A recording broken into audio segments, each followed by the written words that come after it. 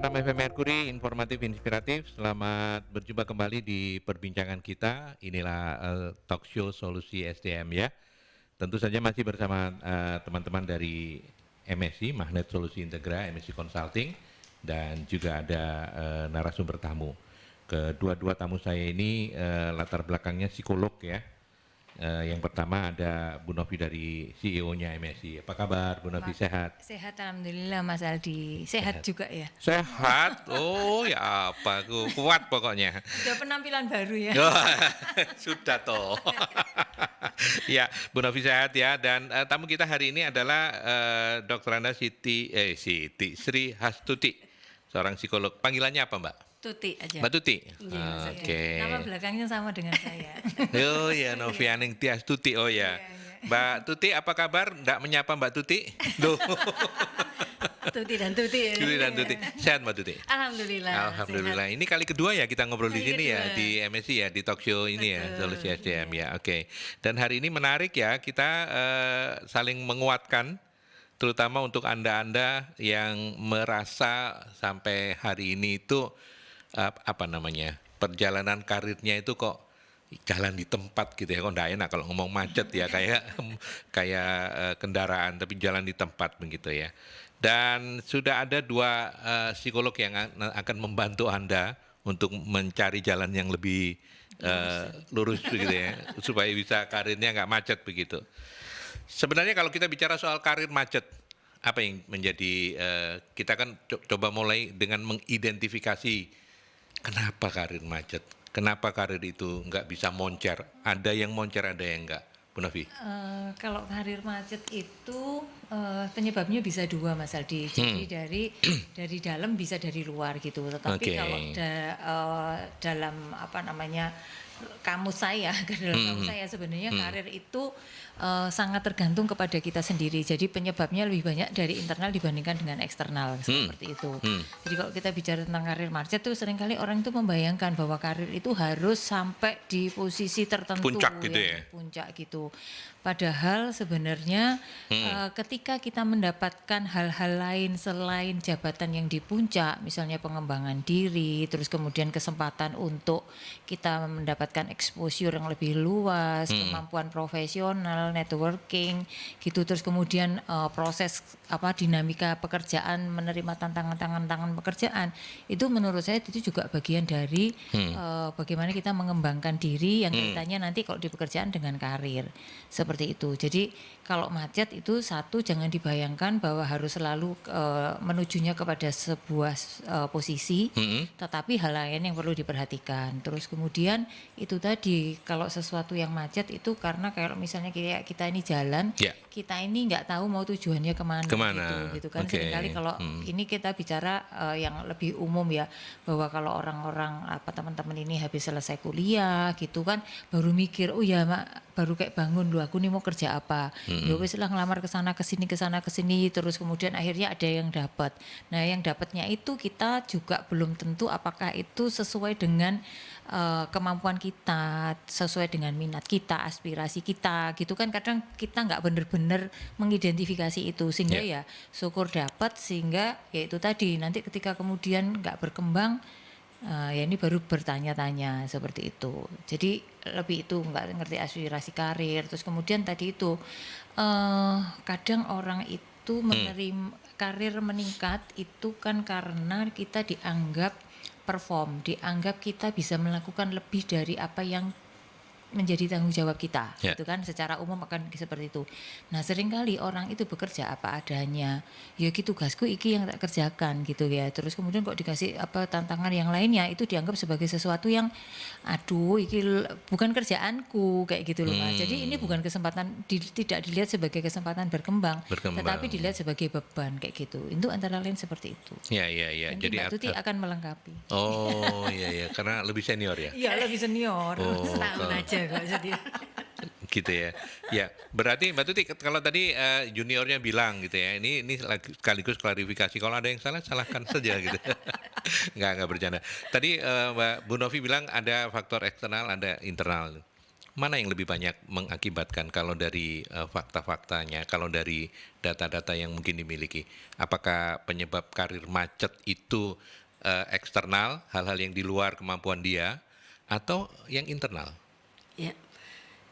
Kalau dari sudut pandang orang tersebut, Hmm, ya dia akan bilang 100% salah eksternal. eksternal. Oh, Terutama bos tidak memberi kesempatan. oh, iya, Organisasi iya. tidak memiliki prospek karir. Oke, Nah, oke. ini biasanya yang kaum-kaum galowers gitu ya. Ya, ya, Dia ya. akan itu yang menjadi poin.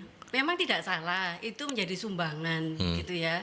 Tetapi ketika dia itu kuat secara internal, motivasi intrinsiknya gitu ya, itu tinggi, maka sebesar apapun gitu ya tantangan dari atasannya nggak asik misalkan gitu ya. Kalau di kantor itu hanya disuruh kerja aja, diajak bercanda juga enggak gitu Iya, ya. iya, iya, Itu iya, kan iya. memang kalau dia nggak punya tujuan yang kuat bahwa saya itu kepingin mencapai sesuatu itu, dia nggak akan cepet goyah. Gitu. Apalagi kalau udah kumpul sama teman-teman yang rasan-rasan, iya memang bosmu itu.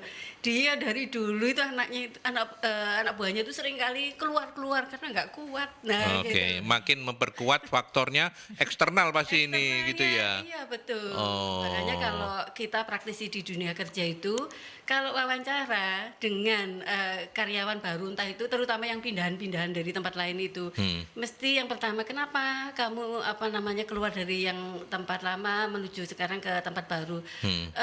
Soalnya di sana lingkungannya tidak enak.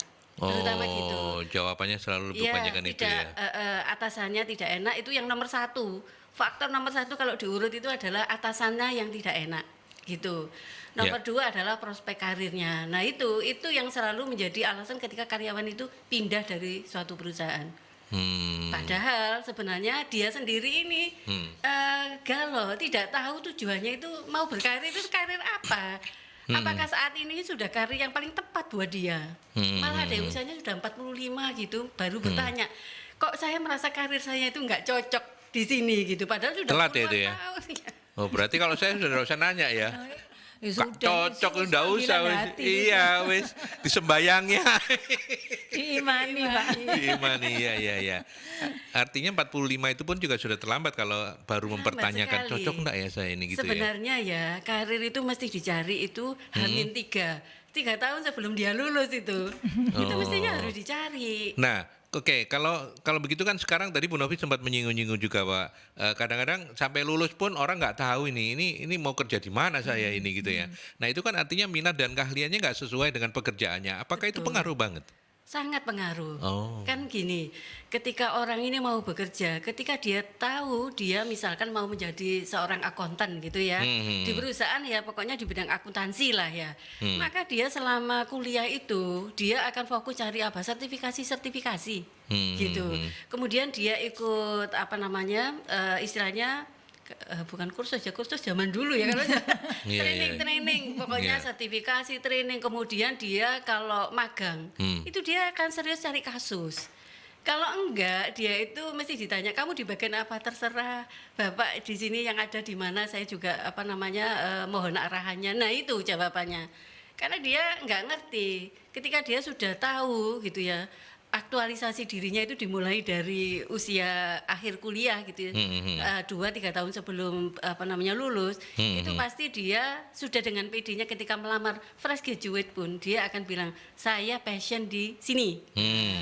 Karena itu diberi kesempatan di ini. Nah, itu akan dia sudah tahu. Ya, jadi sudah tidak nol lah. Lulus itu tidak dalam city mulai dari nol ya, enggak gitu. Iya. Sudah enggak gitu Iya. lagi. Cari kerja itu bukan kayak di pom bensin nih, mulai dari nol ya Pak ya. Gitu kata Jokowi kan katanya gitu, mimpin negara ini kayak meteran pom bensin gitu ya. Betul. Sama kerja juga gitu. Akhirnya yang merekrut itu juga frustasi sebenarnya. Ini mau tak apa kan, enggak punya apa-apa orang ini gitu. Iya. Yang rekrut stres, anak ini juga nggak akan tahu jalurnya lebih baik di mana. Bisa jadi yang interview itu menangkap nggak bisa apa-apa itu karena si anak nggak bisa mengeksplor dirinya gitu ya. belum. Iya kan? Karena dia tidak tahu dirinya punya apa. Dirinya punya apa? Betul, tidak pernah Oke. mencoba selama kuliah.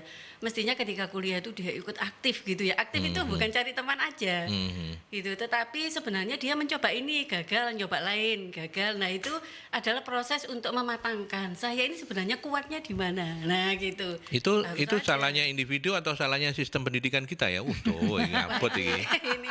Apot berita Jatim kalau ini. Pak Novi, iya ini. Oh, diserahkan Bu Novi ya? Oh iya, kalau yang iya, itu iya, saya kalau nanti- sudah kebijakan. Nggak Baik, enak nanti. sebagai calon menaker ya. Silakan Bu Novi. Sebenarnya kalau saya itu keberhasilan karir itu ada pengaruh lingkungan ya, tetapi Lebih banyak internal ya? internal sebenarnya dari internal Mas. Even misalnya nih saya bicara orang itu misalnya dikatakan dikotakkan, ditaruh di tempat yang mungkin tidak favorit gitu ya, departemen tidak favorit kayak gitu. Itu kan kadang-kadang kayak gitu, tidak tahu karena melakukan kesalahan, ya udahlah dia tanda petik dihukum gitu ya, terus kemudian ditaruh di departemen yang mungkin risikonya tidak tinggi. Nah itu ada orang yang misalnya ditaruh di situ kemudian sudah bilang, waduh wis mati habis ini karirku berhenti. oke. Di sini Iya, angin iya, mati, angin mati itu artinya ya wis nggak bisa apa-apa kayak gitu kan. Nah tetapi untuk orang yang tadi itu punya internal intrinsik motivasi yang tinggi itu, maka dia akan melihat bahwa yang sekarang ini yang di tempat dia ini yang dianggap orang tidak ada apa-apanya, dia bisa melakukan apa kayak gitu. Misalnya ditaruh di bagian training gitu kan. Aduh apa ya dulu kerjaanku lebih berarti sekarang ditaruh di training. Nah kalau dia nggak mengeksplorasi benar-benar kemudian melakukan sesuatu yang kemudian menjadi legasinya dia gitu, menjadi sesuatu yang dilihat oleh manajemen, maka ya itu tadi dia benar-benar akan masuk kotak Mas gitu loh, dan benar-benar bahwa ya dia nggak akan bisa keluar kembali lagi karena tidak dilihat lagi oleh manajemen dia sudah melakukan sesuatu yang berarti kayak gitu. Ya, lebih ke kemampuan mengeksplorasi ya. Nanti saya nanya ke Mbak Tuti juga, tapi kita sapa Pak Sumarwito barangkali ya. Selamat pagi Merkuri. Selamat pagi, Assalamualaikum warahmatullahi wabarakatuh. Waalaikumsalam Pak Sumarwito, sehat ya Pak? Sehat, tapi ya tetap gak bisa melaku Mas. Oh. Ya saya pakai kursi roda, tapi saya nyopir pakai mobil yang tidak otomatis juga bisa. Oh masih bisa ya Pak ya? Oh bisa, saya kemana-mana bisa. Aku iso neng pasar atom itu apa, delok cewek-cewek cantik-cantik iso. Loh, terus kalau ke pasar atom apa pakai kursi roda? Pakai kursi roda. Oh. Nek mudun, saya akan ngedukno wong. Kan ngobrolnya tak angkat gini, Iya. ini tangan gini, aku mudun, apa itu, takut nyorong uang bayar. Tuh.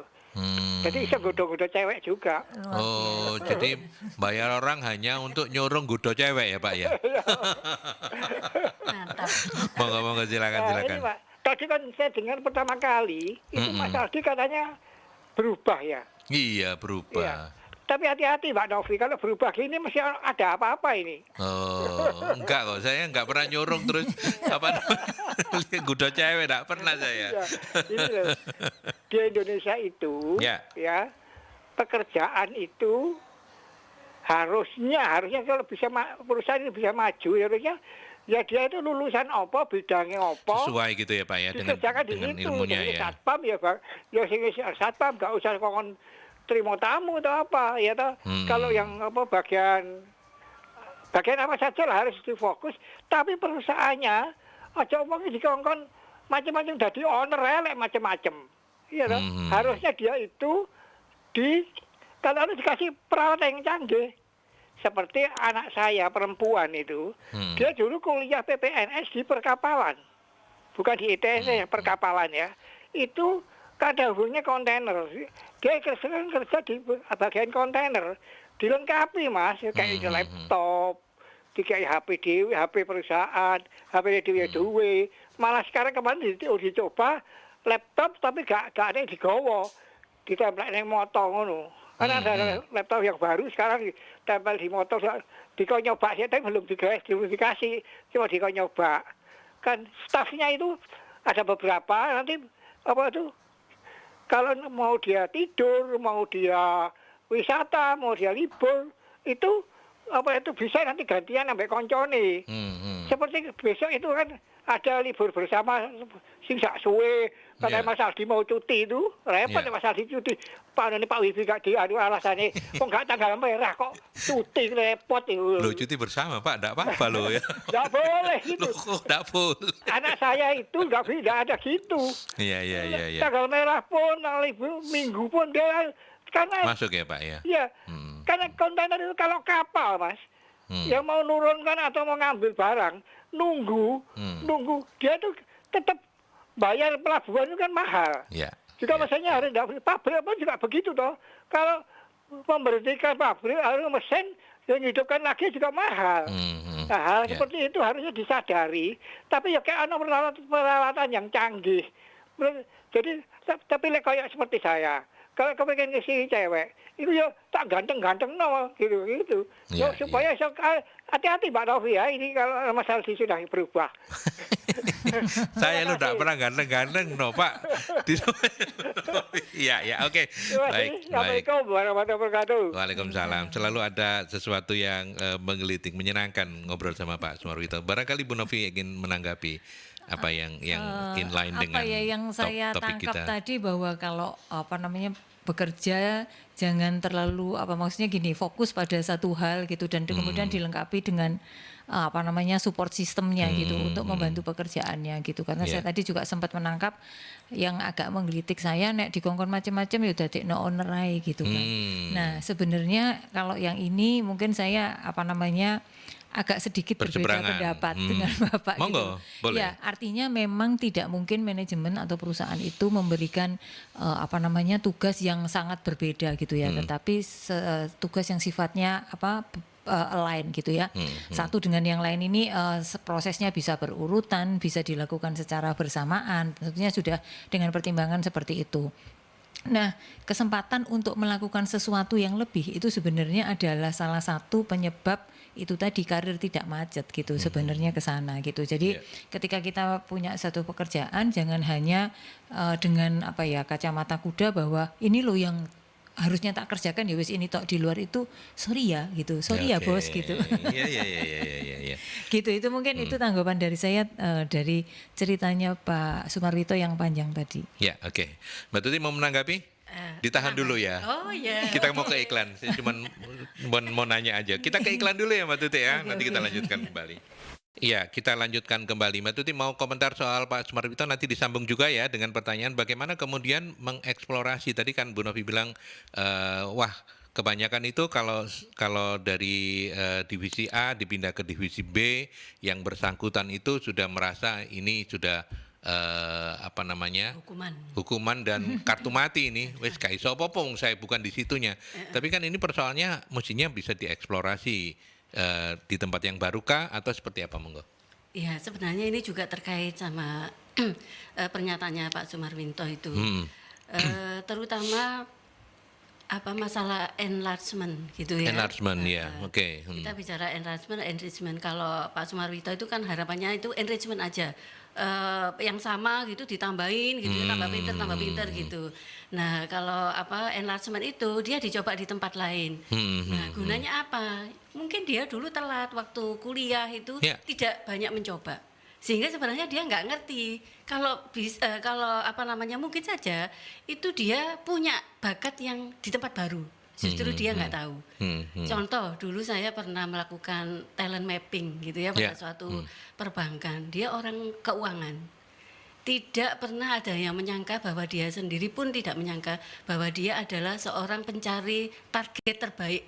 Oh. Ya kalau Bu Novi masih ingat ya. Pada akhirnya dia menjadi the best. The best leader untuk pencapaian target. Kan nggak ada yang tahu, dia tahunya bahwa dia ini bisanya di keuangan, di akuntansi, tapi ternyata suatu tantangan dan dia menyadari dia kepingin mencoba, itu kuncinya. Dia kepingin mencoba tempat yang baru itu menjadi suatu tantangan. Artinya tidak buru-buru defense begitu ya? Tidak defense, tidak menganggap itu di Pulau Soro gitu. Iya, di Pulau Soro. Iya, kok seolah-olah dia masa bisa saya orang keuangan kok jadi marketing. Nah, itu sesuatu kalau dia tidak menerima pasti dia defense, pada akhirnya itu gagal dikit tuh, nah iya kan, saya kan sudah bilang saya nggak bisa di tempat ini gitu. Tapi karena si ibu ini adalah orang yang punya apa ya, jiwa untuk tertantangnya itu tinggi, dia mencoba menjadi suatu peluang. Akhirnya kelihatan bahwa dia punya talent yang lebih besar daripada yang sebelumnya. Jadi untuk rekan-rekan ya, Black Puri yang mungkin ya dipindahkan. Sekarang lagi desperate gitu ya.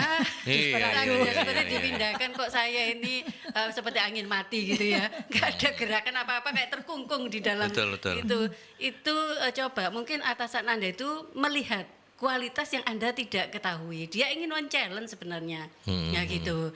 Kalau Anda ditempatkan di tempat yang baru, satu hal, banyak komunikasi dengan yang menempatkan. Anggap dia sebagai mentor Anda. Nah, itu yang paling penting. Sadar, kemudian menganggap dia mentor. Supaya kalau apa-apa itu ada yang tempat bertanya atau membesarkan semangatnya. Gitu. Itu kalau apa namanya, karena kan bisa aja motivasinya itu belum intrinsik gitu ya, sehingga nggak mudah muncul. Perlu pemicu dari atasan atau dari orang lain yang bisa membuat dia sadar bahwa ini mungkin peluang yang bisa membuka dia, bisa moncer di tempat barunya. Iya. Kalau jelek pun dia itu ada suatu dendam positif gitu. Tak tunjukkan ya. Nah itu. Nah apakah yang seperti itu tuh kawan bayi ya? Teman-teman psikologi melihat itu seperti apa ya? Artinya kan, oh yes, KI so aku yes ngene kia wis gitu. Dan itu kan artinya susah ya kalau mau enlargement atau apa. Iya. Kan kalau enrichment mungkin masih oke lah ya. Tapi kalau dia enlargement KI so is marketing ya, aku aja delen nang kene gitu misalnya kayak begitu. Gimana Mbak Tuti? Kalau itu lebih apa namanya bukan kawan bayi sebenarnya, tapi Bukan, mulai zaman kecilnya dulu pembentukan konsep diri. Waduh, jeru ya itu ya. Oh iya. Konsep diri yang dibentuk itu salah gitu. Oleh orang tuanya ya. Oleh orang tua. Langsung nggak langsung lah ya, malah juga lingkungan. Terdekatnya, Terbesarnya gitu. lingkungan. Nah, itu kalau konsep dirinya salah bahwa iya wis kamu itu ini, itu loh abang kamu, kakak kamu lebih ini bisa apa-apa gitu. Konsep dirinya menjadi orang yang rendah diri gitu ya. Dia nggak punya self esteemnya rendah. Pada akhirnya mencoba apapun dia mudah gagal. Yeah. Karena di sininya itu sudah ada CPU itu, itu sudah instalannya itu instalan negatif gitu. Jadi dia itu tidak terlalu berarti. Nah, kalau sudah sampai ke sana itu tadi perlu dihipnoterapi. Oh, ya pinter lah ya, Mbak Tuti pinter jualan juga loh ternyata. Ya, itu berarti sudah bermasalah begitu ya. Sudah bermasalah. Jadi kalau Anda galau terlalu lama di satu divisi yang Anda baru di sana, pasti ada sumber masalah dalam diri Anda. Itu apa namanya, sunatullahnya itu gitu. Sunatullahnya kayak begitu. Pasti ada. Jadi ada yang salah itu yang nanti Anda harus banyak sharing dengan orang yang positif. Jangan sharing sesama, nanti jadi toksik gitu ya. Kalau psikologi melihat soal gender, sama ya peluangnya untuk fighting spirit yang hebat itu cowok lebih oke atau cewek lebih oke? Gimana? Mbak Tuti dulu, nanti ke Bu Novi. Sebenarnya less gender ya, tidak ada kaitannya dengan gender. Artinya 50-50 lah ya, sama-sama aja gitu ya? Sama aja. Hanya saja ini ada hanya sajanya, bisa menjadi hanya saja ini menjadi peluang atau menjadi suatu hambatan gitu ya. Hanya saja masih banyak ya perusahaan-perusahaan yang memberlakukan beda. Nah, kalau perusahaan memberlakukan beda, konsep dirinya juga pas, kebetulan orang tuanya juga membuat dia tidak aktual, aktualisasinya tidak bagus. Itulah laki dan wanita akhirnya menjadi sama-sama gagal. Tapi sama-sama bisa menjadi peluang. Itu tadi konsep diri harus baik. Yang kedua ada persepsi dari lingkungan atau sistem di perusahaan itu membedakan atau tidak. Kalau sistem selama tidak membedakan, laki perempuan bisa mengaktualisasi di posisi tersebut, itu saya rasa peluangnya sama ya. Jadi jangan sombong dulu buat yang cowok-cowok ya. Jangan merasa lebih kuat gitu ya. Ini psikolog-psikolog dua cewek-cewek ini mbok, jangan dilawan. Silakan Bu Novi. Ya dalam beberapa kasus memang ada, misalnya kita melihat cowok bisa lebih survive lah gitu ya Mas. Maksudnya karena nggak terlalu lebih cuek kayak lebih gitu, cuek, lebih terus cuek, nggak baperan gitu ya. Secara umum ya. Secara umum, cowok yang baperan gitu. banyak juga sih sebetulnya. Ya. Terus kemudian juga karena tuntutan gitu ya. Jadi kalau misalnya karena kepala keluarga, karena merasa anak tertua rumah, harus ngasih contoh adiknya, yang kayak gitulah. Nah itu kemudian membuat dia mungkin itu tadi lebih survive, terus kepingin segera bisa keluar, mau nunjukin loh gitu loh, mau nunjukin bahwa dia nggak seperti itu gitu. Jadi ada dalam beberapa kasus seperti itu Mas gitu. Karena kalau cewek sebenarnya relatif ini ya lebih nerimo gitulah, lebih nerimo meskipun tidak diam. Saya yakin tidak semuanya kemudian diam. Ya rasa-rasan tadi itu paling ya. Enggak ya? Enggak sih, Oh, tapi enggak lah. lebih menerima gitu. Kalau saya tuh mungkin lebih menerima. Nah, kalau cowok mungkin tadi keinginan untuk membuktikan bahwa dia tidak seperti itu gitu, tidak dalam posisi karirnya macet, dia harus menunjukkan bahwa dia juga berhasil, bisa kembali eksis. Nah, itu tantangan-tantangan seperti itu yang kemudian mendorong dia untuk itu tadi gimana caranya mencari jalan keluar gitu. Ya. Oke. Saya berbagi waktu dengan beberapa pertanyaan dari sahabat-sahabat Merkuri. Saya menyapa dulu yang pertama Bu Lydia. Selamat pagi Bu Lydia. Terima kasih ya sudah mampir di perbincangan pagi ini. Kalau Bu Lydia gini, bagaimana kalau atasan tidak ada challenge untuk timnya bisa berkembang? Oh, ini karyawan yang nantang, atasannya melempem mungkin ya. Yang harusnya marketing itu ada target tidak diterapkan. Apa ini memicu karir macet? Apa yang harus dirubah gitu ya? Pindah kerja mungkin ya. Udah bisa dijawab sama Mas Adi. Tapi enggak. Saya menjawabnya sebagai awur-awuran. Mungkin teman-teman Mbak Tuti yang mau jawab duluan. Jadi kalau bawahannya itu lebih semangat gitu ya dalam mencapai sesuatu. Saya rasa target itu pasti diberikan oleh top manajemen, itu pasti diberikan. Pasti ya. Ya, bisa saja atasannya itu tidak mengkomunikasikan dan mentarget. Nah, kenapa? Kalau kita memang punya kemampuan, ya nggak usah menunggu atasan, ayo dioprak-oprak gitu ya. Nggak usah, kita tahu sendiri. Raih saja apa yang menjadi bukan beban ya, tanggung jawab di posisinya. Kalau bisa lebihkan gitu. Artinya dia bekerja melampaui teman-temannya. Ya, kurva normal yang kanan tapi gitu ya. Kalau dilakukan itu dan terus-menerus, otomatis ya. Yang satu atasannya yang tadi mungkin nggak terlalu pede, bisa saja atasannya itu orang yang nggak usah ngoyo gitu ya. Pada akhirnya itu terpacu. Jadilah kita ini sebagai pendobrak gitu dalam sistem yang buntu tadi. Nggak usah putus asa. Dan otomatis nanti kalau 2-3 tahun melakukan terus-menerus, Anda akan dilirik gitu ya. Ada nggak yang bisa menggantikan atasannya itu kan gitu ya. Nah pasti gitu. Atau dipromosikan di tempat lain yang mungkin juga promosi gitu. Yang memiliki kesempatan dia ganti men-trigger orang lain untuk berkembang. Jadi memang semangatnya itu harus positif ya. Iya, jadi ngelihatnya sebagai kesempatan baik untuk sebenarnya dia bisa perform gitu. Lebih dari apa yang dibiarkan begitu saja.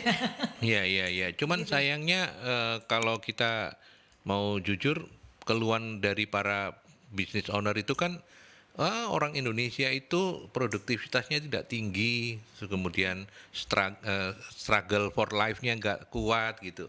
Gimana Bu Novi menjawab itu? Apakah memang benar kita ini dibandingkan ya? Pasti kan ada pembandingnya kalau kita ngomong dibandingkan misalnya orang-orang Vietnam atau yang ada di sekitar ASEAN aja.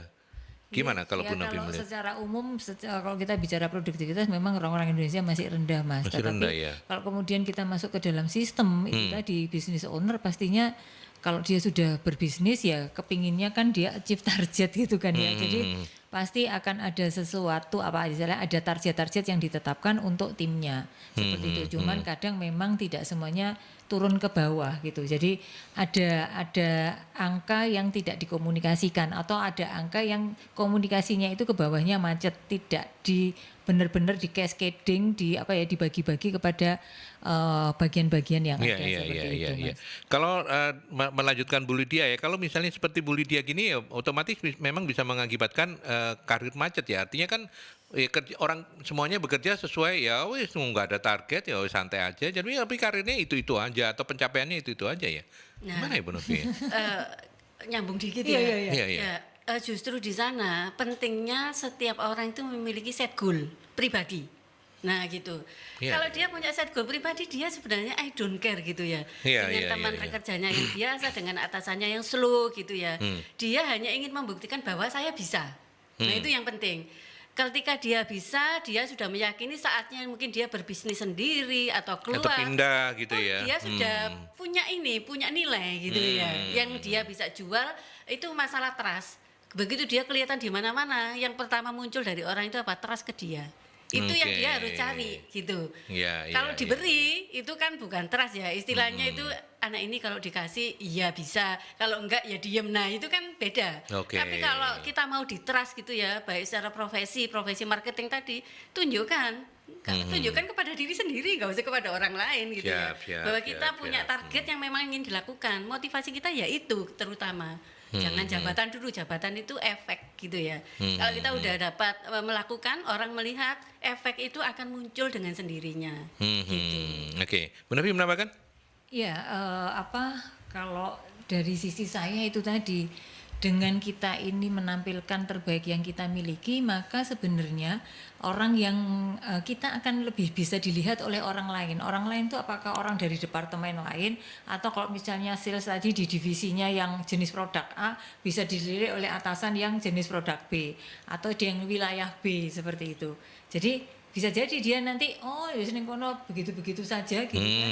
Tapi karena dia tetap menunjukkan meskipun itu tadi slow di atasannya, maka dia bisa pindah ke bagian lain. Atau ya tadi itulah, kalau sudah ini maka ini sebenarnya pentingnya menjaga habit tetap dalam kondisi yang terbaik gitu, karena itu penting dimanapun orang bekerja gitu. Jadi jangan sampai kita ini, jadi gini, justru perluaslah istilahnya lingkaran circle pengaruh kita ke orang lain gitu. Jadi jangan membatasi di circle yang di diri kita sendiri, tetapi perbesarlah pengaruh circle of influence dari diri kita ke yang lebih luas, sehingga kemudian kita akan lebih bisa dilihat orang lain. Ya. Oke, terima kasih banyak Bu Novi, Mbak Tuti juga, Bu Lydia itu ya kira-kira, tapi saya percaya banyak hal yang bisa diambil secara positif begitu ya untuk Bu Lydia dan juga sahabat-sahabat Merkuri yang mendengarkan. Saya menyapa Pak Herman sekarang. Kalau kata Pak Herman begini, sekarang ini banyak perusahaan yang membuka lowongan kerja begitu ya, untuk semua jurusan. Padahal dengan membuka loker yang spesifik dan sesuai jurusan, menurut saya justru akan mendapatkan tenaga ahli. Mengapa ini terjadi dan apa yang harus dilakukan oleh seorang fresh graduate? Maksudnya kenapa lowongan kerjanya ini semua jurusan gitu ya? Terus sebagai fresh graduate apa yang harus dipersiapkan? Ke Mbak Tuti dulu, monggo. Jadi ketika perusahaan mensyaratkan, tentu saja dia punya tujuan. Kemungkinan kalau semua jurusan itu untuk manajemen trainee. Nah, manajemen trainee itu adalah suatu posisi yang sifatnya global, generalis. Okay. Jadi tidak mencetak untuk yang spesial tadi, gitu ya. Tapi memang generalis. Nah, kalau generalis itu dari semua bidang ilmu itu bisa, gitu ya. Karena sebenarnya pada prinsipnya tingkat S1 gitu ya, itu yang diambil hanya kemampuan analisa. Basicnya itu lebih ke sananya. Nah, itu kan bisa nanti kalau diisi pengetahuannya bisa diisi oleh perusahaan, karena kalau untuk manajemen trainee pasti ada pendidikan yang berkesinambungan. Karena itu tidak disyaratkan ini ya jurusan tertentu khusus, umum gitu aja. Kecuali kalau pekerjaannya itu yang spesifik, yang boleh mendaftar macam-macam lah, ini Anda harus waspada. Ini perusahaannya seperti apa gitu ya. Terus kemudian nanti mengarahnya itu lebih kemana, itu harus justru harus tahu gitu ya. Gitu. Ya, kalau untuk seorang fresh graduate, terlepas dari pertanyaan Pak Herman, apa yang mesti disiapin Mbak Tuti? Kalau fresh graduate, yang pertama kenali dulu kita mau jadi spesialis atau generalis. Nah, itu harus ditetapkan dulu. Kalau kita spesialis, cari pekerjaan-pekerjaan yang cocok dengan kita. Tapi memilih itu bukan karena seneng-senengan gitu ya. Tapi tahu saya ini orangnya spesialis. Kalau sudah kerja di satu bidang, itu senengannya itu dikaji sampai mentok. Ya sudah, kerjanya di spesialis saja. Karena orang spesialis kalau ditaruh di generalis merasa tidak berarti. Saya kok nggak bisa berhubungan dengan orang ya, saya kok ini. Nah, ada beberapa, padahal dia punya kelebihan yang bisa survive itu di tempat spesialis tadi. Jadi sejak awal itu dia harus menentukan saya itu di psikotes ya gitu ya. Jadi bakatnya lebih kemana, lebih ke spesialis atau generalis. Dua itu aja lebih mudah. Kalau generalis nanti cari yang seperti MT atau marketing itu generalis semua. Oh, itu generalis ya. Boleh melamar ke sana sehingga kita tahu bahwa karirnya itu nggak tersesat-sesat amat gitu ya. Paling tidak sudah tahu arahnya gitu. Kalau fresh graduate itu tentukan dulu. Nah, jangan lupa membekali kalau mau jadi spesialis, kompetensi sertifikat kompetensinya harus dibanyakin sejak awal itu. Nah, itu Jadi yang mau itu yang harus gimana, dipersiapkan gitu. ya. Betul. Kalau ingin melamar ya Iya. pekerjaan. Tapi kalau melamar pasangan generalis apa spesialis ya? Kalau Nggak generalis, perlu itu, Mas. oh enggak perlu ya, salah berarti pertanyaan ya. Enggak usah hapus kalau begitu. Bu Novi sekarang komentar. Jadi kalau sebagai seorang fresh grade gitu ya, kalau kita mau melamar, kan tadi Bu Tutik bilang kita itu mestinya sudah 3 tahun sebelum lulus gitu. Kalau saya kemarin di beberapa yang NN Talk saya itu bahkan orang tuh sejak SMA itu harus ngerti sudah gitu loh. Nanti saya itu mau kemana gitu, sehingga ketika memilih jurusan kuliah itu benar-benar jurusan yang sudah sesuai dengan keinginannya. Iya. Ketika jurusan itu sudah sesuai dengan keinginannya, kesempatan untuk mengeksplorasi yang sesuai dengan minatnya tadi itu akan menjadi lebih besar sehingga nggak buang waktu gitu ya Bu Tuti ya. Sehingga nggak buang waktu, orang kemudian sudah disiapkan ke sana untuk kemudian nantinya itu tinggal tinggal landas kayak Tinggal gitu. landas, ya, Seperti ya, itu. ya, ya. Nah, tadi itu ketika kuliah kita ini passionnya atau kesenangannya kayak gimana gitu. Nah, ini saya cerita ada salah satu anak yang ketika kuliah dari Fakultas Ekonomi, ini dia senangnya ikut lomba-lomba. Lomba-lombanya itu yang sekarang namanya hackathon. Hackathon itu lomba yang dimana orang dikasih kasus, kemudian project gitu ya, project satu grup beberapa orang dikasih project, terus kemudian bagaimana memberikan solusi, biasanya kayak solusi bisnis kayak gitu. Yeah. Terus kayak bikin kayak simulasinya kayak gitu. Nah, dia itu waktu kuliah itu sering itu karena dia ngelihat bahwa kok menarik ya dunia bisnis itu seperti apa kayak gitu. Meskipun mungkin nggak ngerti cita-citanya apa, tapi senang dulu gitu loh Mas. Oh, senang mengamati kayak gitu. Nah, terus kemudian dari lomba-lomba itu kemudian ketika dia sudah lulus, akhirnya minatnya adalah ketika yang dicari itu adalah yang tadi itu program-program yang program akselerasi, karena dia tahu bahwa akselerasi itu antara kayak MT kayak gitu ya. Program-program akselerasi. Terus dia ini kepinginnya adalah yang memungkinkan kita ini saya ini bisa melakukan yang sama senangnya seperti ketika dia ikut lomba-lomba. Jadi dia nyarinya konsultan gitu. Jadi ngelislah dia perusahaan-perusahaan konsultan apa aja yang kemungkinan dia bisa apply ke sana. Terus punya alternatif kedua, ininya bank gitu ya, tapi bank bukan yang program yang biasa, dia nyarinya yang akselerasi juga dan yang MT gitu, jadi kayak program yang banker kayak gitu. Nah itu ketika lulus itu tadi dia sudah bisa mengidentifikasi aku maunya jenis pekerjaannya seperti apa, terus industrinya kayak apa, karena kalau misalnya manufaktur nggak dilirik sama sekali dia nggak seneng. Terus misalnya ada beberapa orang yang misalnya kepingin kalau kerja di BUMN, ini sih juga nggak ngelihat BUMN karena dirasa nggak dinamis gitu ya. Karena selama kuliahnya dia sudah terbiasa dengan hal-hal seperti itu. Nah, itu yang kemudian harus dilakukan kayak gitu. Contohnya seperti itu Mas Aldi. Gitu. Jadi apa yang dilakukan ketika seorang fresh grad ya itu tadi ngelis dulu kira-kira ini. Nah, ketika memasukkan lamaran ya itu tadi sesuai prioritas. Sesuai dengan prioritas, dan setiap surat lamarannya gitu ya, application letternya itu harus dibuat khusus, jangan difotokopi, pokoknya template sama Ganti terus ini aja. gaji kepadanya. Oh. Ganti Kenapa tidak dianjurkan seperti itu? Karena ini buat perusahaan ini saya yang menerima lamarannya dia, saya tidak melihat itu tadi. Dia ini punya passion, dia punya goal, dia punya sesuatu yang sesuai dengan apa yang jabatan yang dilamar. Karena itu tadi akhirnya kan orang galau tadi itu loh Mas. Kalau misalnya Mas Aldi misalnya membaca surat lamaran, terus kemudian orang sudah tahu mengapa dia melamar di sini karena saya punya ini gitu kan. Terus tertarik dengan programnya ini karena apa? pasti akan lebih dilihat dibandingkan hanya orang yang kemudian asal melamar Betul, gitu. betul, Nggak ya, ya. ada sesuatu yang menjadi nilai tambahnya gitu. Itu akan kelihatan dengan bagaimana kemudian template-nya ini dipakai terus-terusan apa enggak Iya, gitu ya, karena iya, betul. jiwanya nggak ada di situ gitu ya, kira-kira kayak begitu. Ganti nama perusahaan kepadanya, kemudian ganti posisi. Ganti posisi.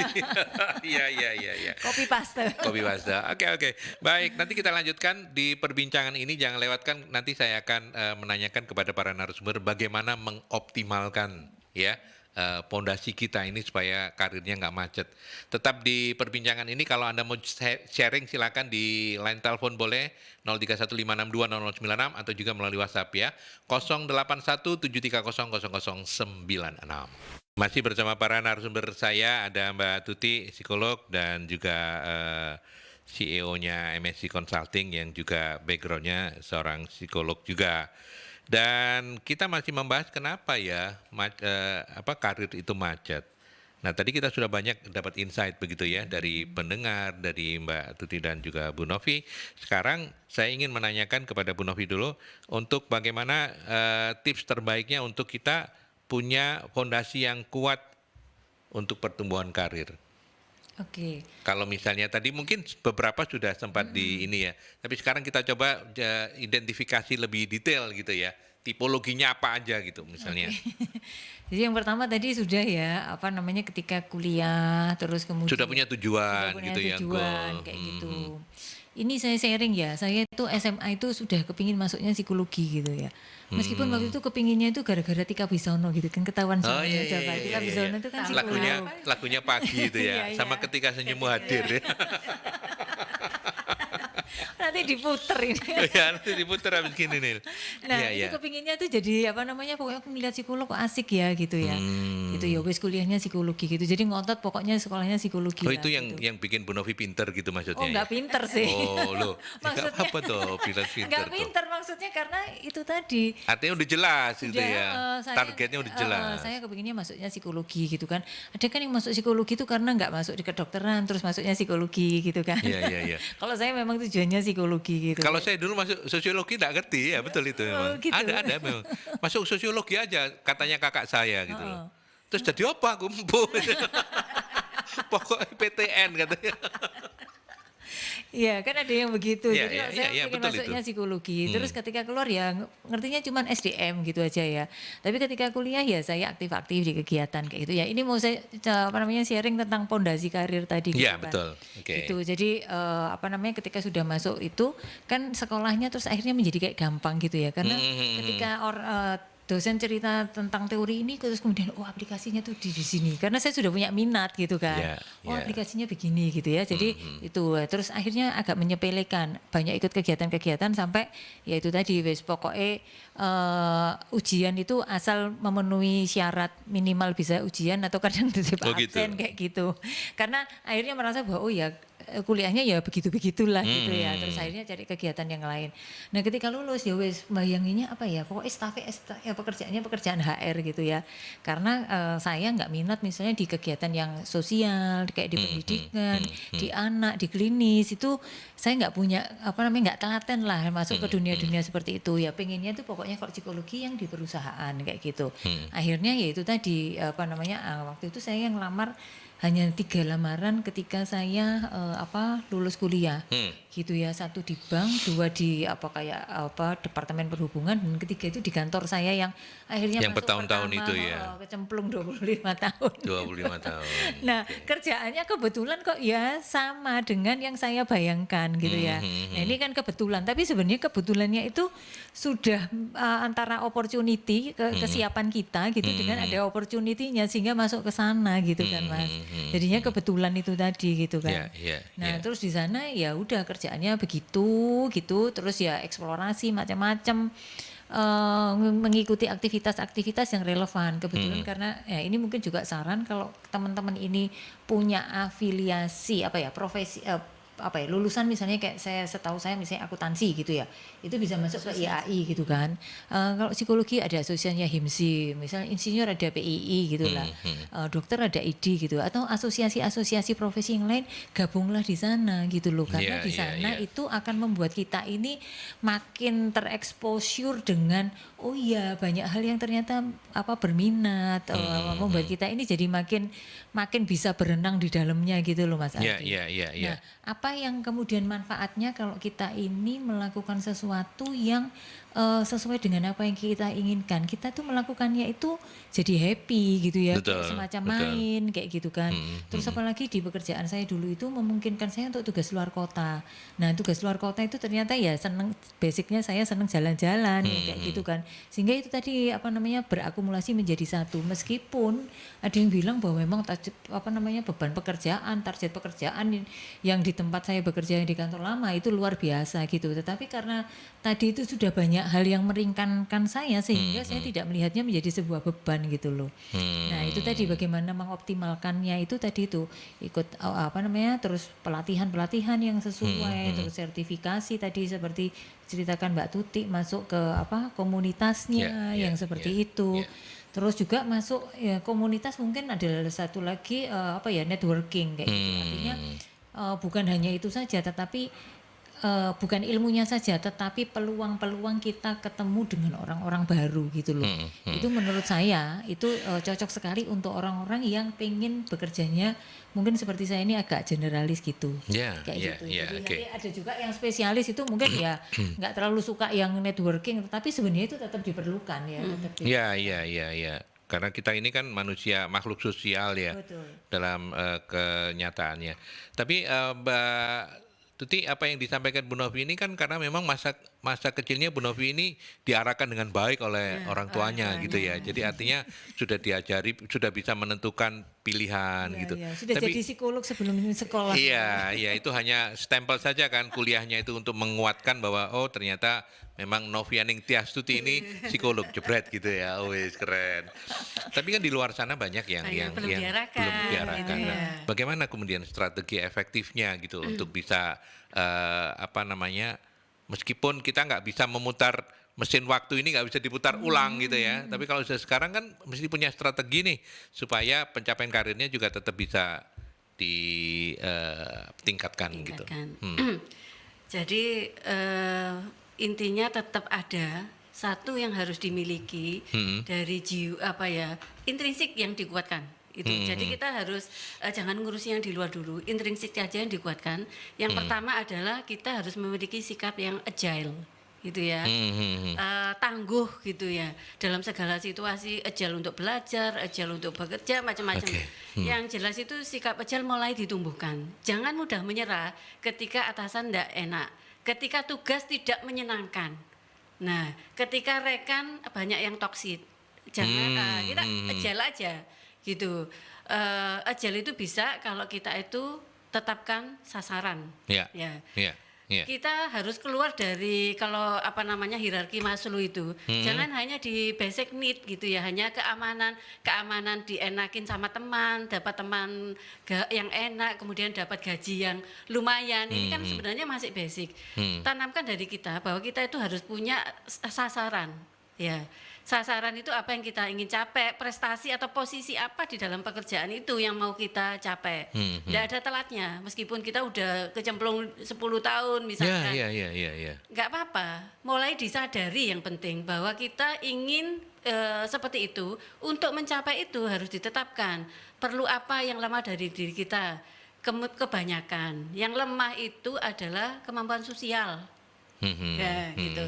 Kebanyakan dari karyawan itu bahkan sampai level manajer ya, saya di suatu perusahaan gitu, saya lihat kenapa ya ketika di assessment gitu ya, itu 80% lemah di sosial, terutama dalam manajerial.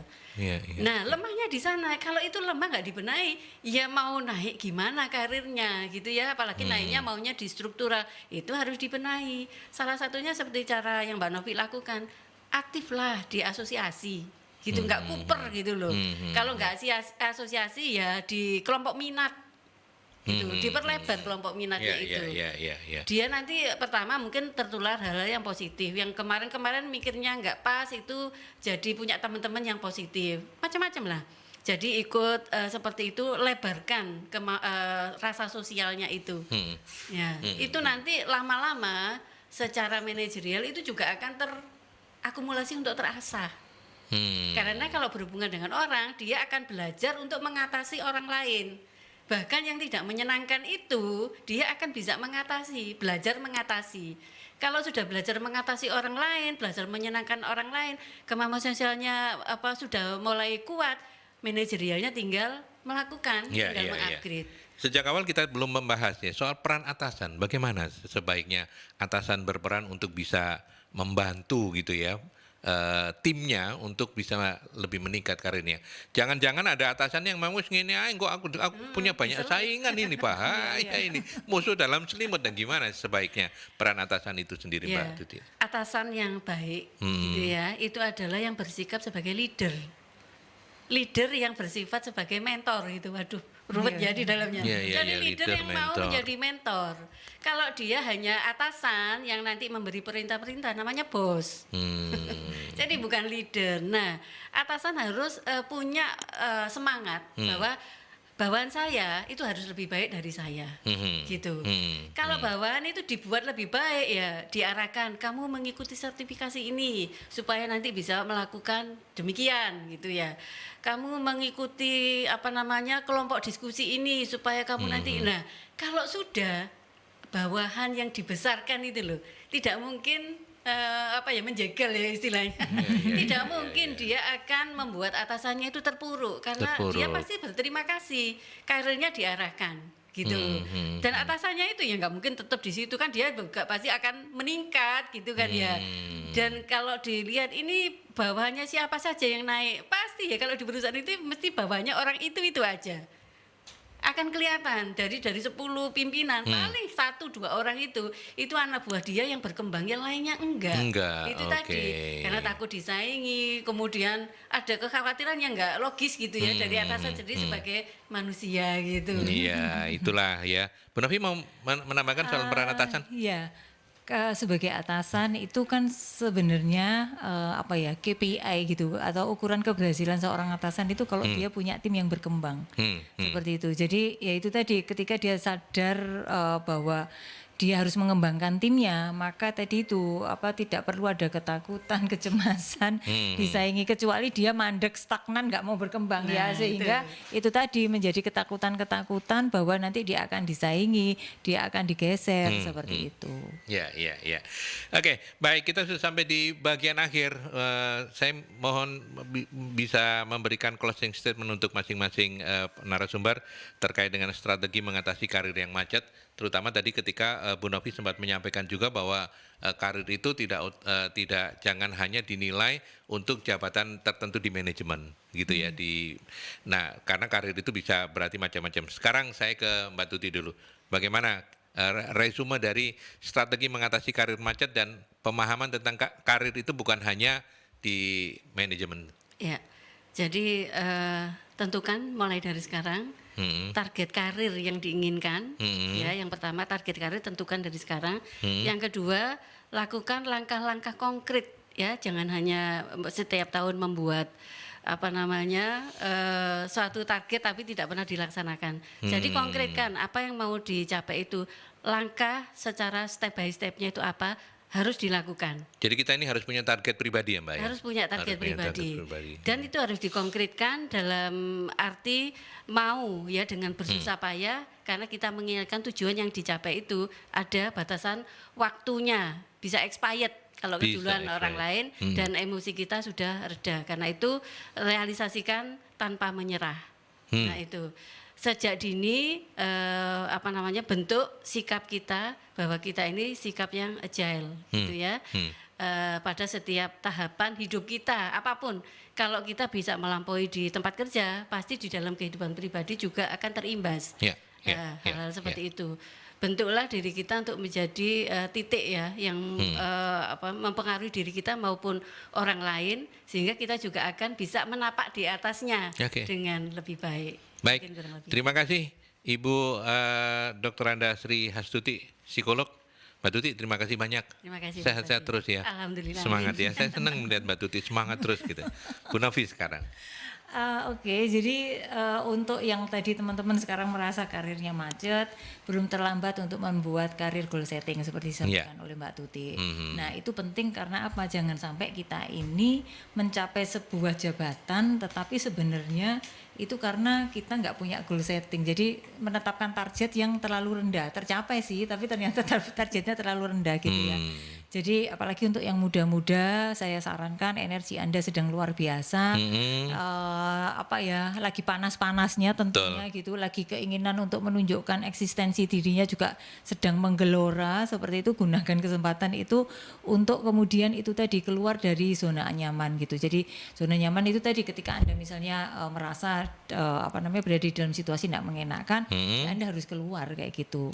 Buka zona nyamannya pasti tidak enak lah, tidak enak gitu. Tapi ya itu tadi, itu harus dilakukan supaya kemudian tidak terpuruk makin masuk ke pusaran yang nggak menyenangkan. Nggak menyenangkan ya, yang penting itu keluar dari zona nyaman. Baik, kalau kegiatan-kegiatannya MSI yang mau di-share, nah ini ada? Ini Kevin nggak ada, jadinya Jadinya ya yang inget aja. Yang inget aja ya. Iya. Ini Kevin juga nggak ngetik. Iya. Jadi ada manajernya beberapa. ada ini manajernya. Iya. Kevinnya di kantor ini terus lupa tugasnya. Ini yang jelas akan ada Jumat ini yang webinar series leadership ini, webinar leadership seriesnya Jumat ini libur karena hari kecepit banyak yang iya betul. Jumat depan ada lagi ya. Jumat depan ada lagi tanggal 7 kalau nggak salah 7 Juli itu kita mulai ada lagi. Terus kemudian ada pelatihan dan sertifikasi MSDM, administrasi perkantoran, PR kita juga sedang jalan. Ya, gitu. Mungkin bisa diinformasikan di mana kemudian sahabat-sahabat Mercury bisa kepoin kegiatan-kegiatan, rencana-rencana kegiatannya, mau di IG bisa. Ya, ke IG-nya MSI, kita punya Facebook juga, terus ada di website juga gitu. Website juga ya. Kalau website di www.msi-indonesia.com. Oke, kalau msi-indonesia.com, kalau IG, Facebook, YouTube itu Magnet Solusi Integra. Magnet Solusi Integra gitu ya. Gitu. Kalau yang TikTok dulu TikTok. Oh, TikTok belum bisa, belum bikin. Nanti kalau pengen lihat Bu Novi goyang-goyang di TikToknya ada ya pasti ya setelah ini ya. Iya, belum bikin Mas. Belum bikin.